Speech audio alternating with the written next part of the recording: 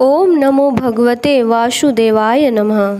युधिष्ठिर बोले, हे भगवान, मैं आपको नमस्कार करता हूँ।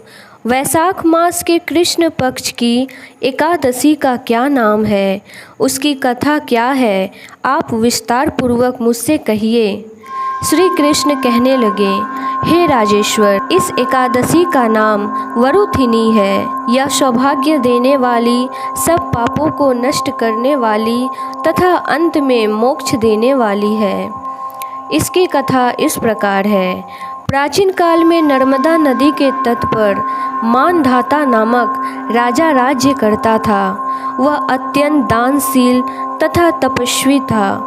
एक दिन जब वह जंगल में तपस्या कर रहा था, तभी ना जाने कहां से एक जंगली भालू आया और राजा का पैर चबाने लगा। राजा पूर्वत अपनी तपस्या में लीन रहा।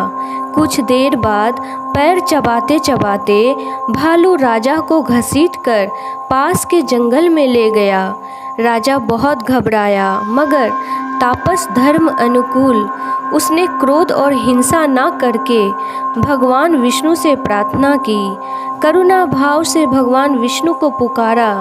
उसकी पुकार सुनकर भगवान श्री हरि विष्णु प्रकट हुए और उन्होंने चक्र से भालू को मार डाला। राजा का पैर भालू पहले ही खा चुका था। इससे राजा बहुत ही शोकाकुल हुए। उसे दुखी देखकर भगवान विष्णु बोले, हे वत्स, शोक मत करो, तुम मथुरा जाओ और वरुथिनी एकादशी का व्रत रखकर मेरी वराह अवतार मूर्ति की पूजा करो। इसके प्रभाव से पुनः सुदृढ़ अंगों वाले हो जाओगे। इस भालू ने तुम्हें जो काटा है, यह तुम्हारे पूर्व जन्म का अपराध था।